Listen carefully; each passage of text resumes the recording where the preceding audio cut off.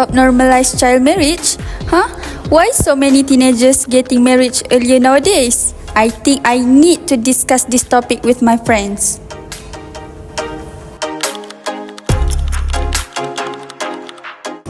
Welcome everyone. So how are you guys doing today? Good.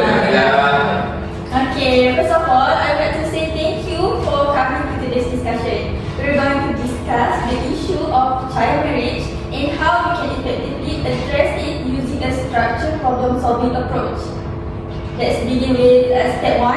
Have you guys heard about child marriage before? Yes. Alright. Is there any of you who know what is the nature of the problems facing us? Yes. I have heard before. I heard about this problem before. I'm scrolling social media, and child marriage is a big problem in many places, and it happened in Malaysia as well. And it causes bad thing for the young girls.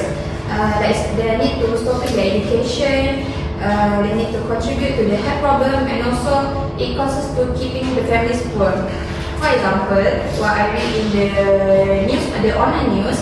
From 2007 until 2017, there were 14,999 cases of child marriage, with 10,000 occur within the Malay Muslim community. In addition, in 2020, it was reported that 1,445 students dropped out the secondary school due to the marriage. I think I read somewhere there are several reasons why this is still happening nowadays. So firstly, I think it's about the cultural and traditional practices in the rural areas, rural community that still support child marriage. Okay, so the second one, I think because sometimes some families face some economic pressure. So they are coming from poor families. So I think the parents send them marry out their daughters at early age. And lastly, I think because there is lack of education and awareness about the negative impacts of child marriage in our community. I agree, since there are many negative impacts of this child marriage.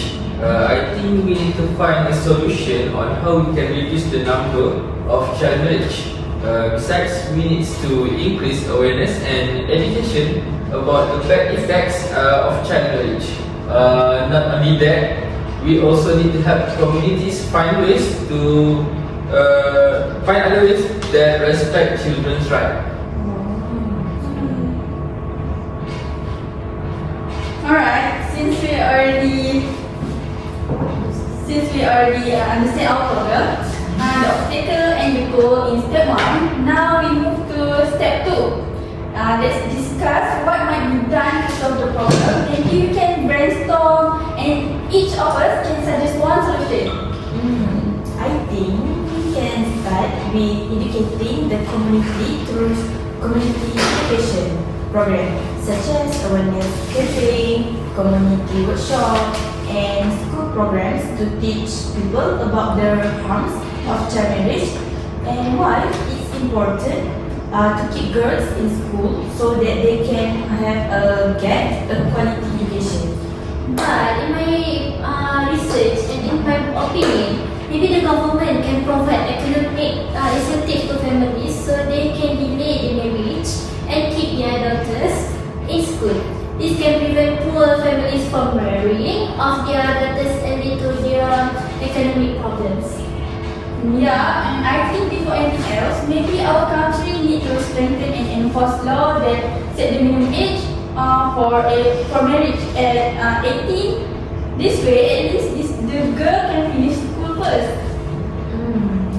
I think we also can establish the support service for the girls at risk of child marriage. For example, we can provide them a shelter, and then I think the counseling too and the education. It can help to protect them to getting into this situation. I think I can add one more solution to our problem. I think we as a community can collaborate with religious and Community leaders. yes, community leaders. Yes. that is a very good solution. Yes. Okay, thank you everyone for the brilliant solution. We are done with step 2. Now let's move to step 3, which is by what specific criteria shall we judge our possible solution? Let's discuss how we can measure and judge our solution. For me, I think the most important measure is by doing feasibility studies. Then we can look at the impact of each solution will have on the community. Last but not least, we will look at the sustainability of each solution. Okay, thank you idea for the clear and straightforward criteria that we can use to measure our solution.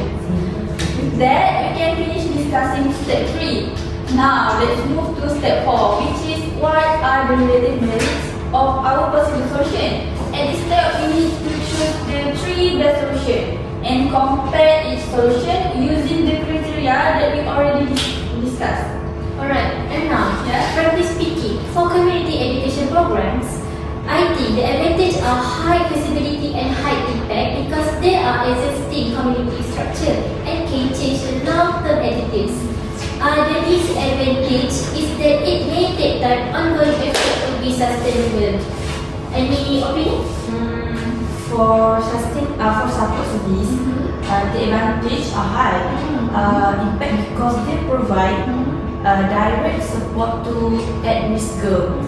So, however, it requires substantial resources to establish and maintain, and continuous funding is needed to sustain it. Okay, I want to add some point. For setting the laws, we can consider the feasibility, impact and also the sustainability of the collaborating with the government bodies. There are both advantage and also the disadvantage to keep in mind. And the plus side, building a strong relationship with the government bodies can open the doors to future opportunities and collaborations. And we can also attract more participants, sponsor and redirect attention and enhance the legitimacy and credibility of the event. And however, it's important to recognize that collaboration with the authorities often involve the litigation bureaucratic process, which can be time-consuming and complex. And in addition, I think relying on the government bodies mean being subjective of their education, schedule, priorities and availabilities. And this weekend independence can impact the sustainability of the collaboration if there are any changes in the government policies and also the personnel.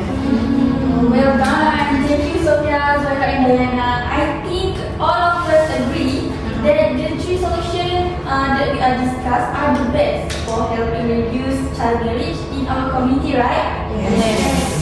Finally, let's move to step 5 to discuss how will we put our decision into effect.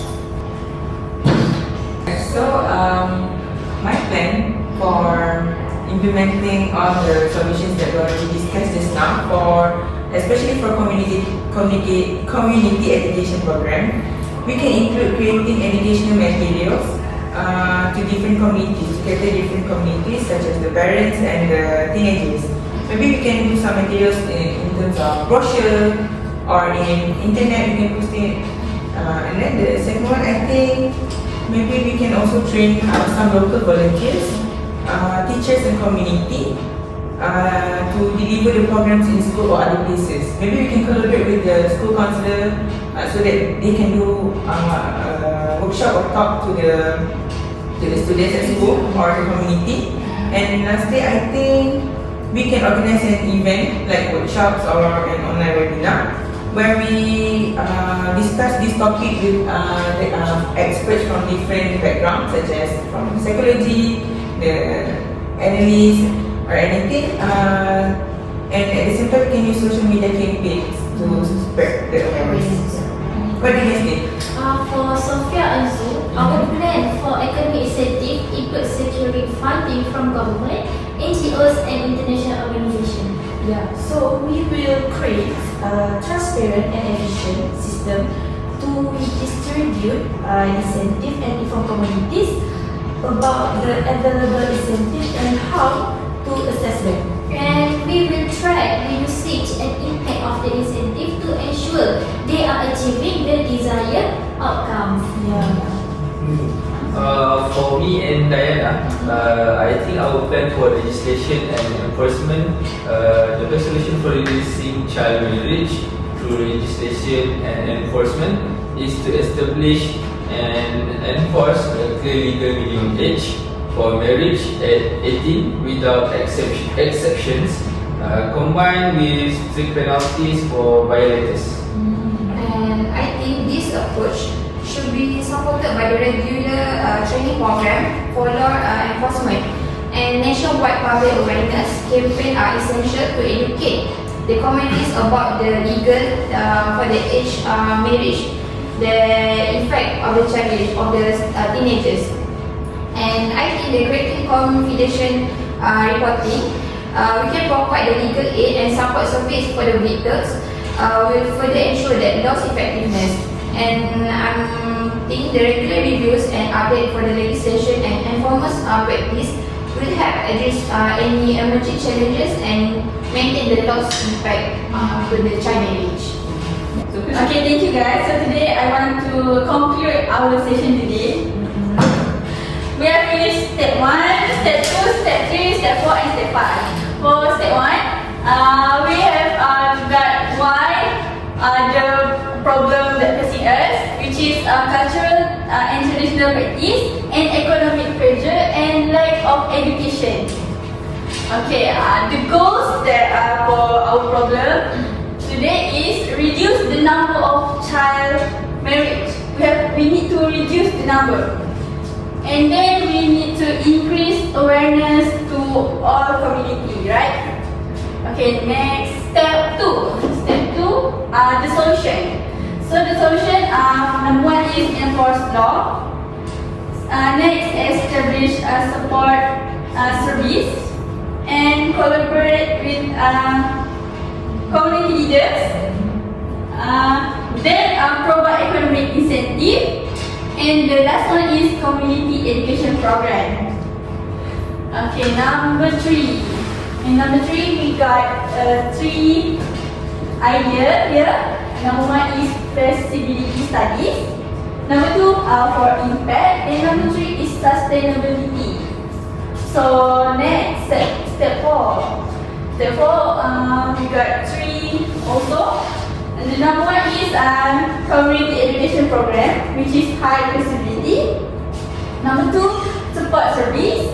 Number 3, enforce law. And the last step is step 5. We need to creating education material and train local volunteer, organize and the last one is organize event.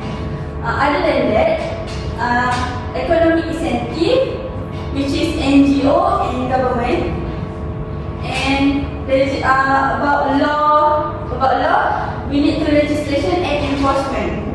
So guys, we are already done. Great job everyone. We have addressed child marriage throughout today's discussion. So let's commit to taking this action and making a positive impact.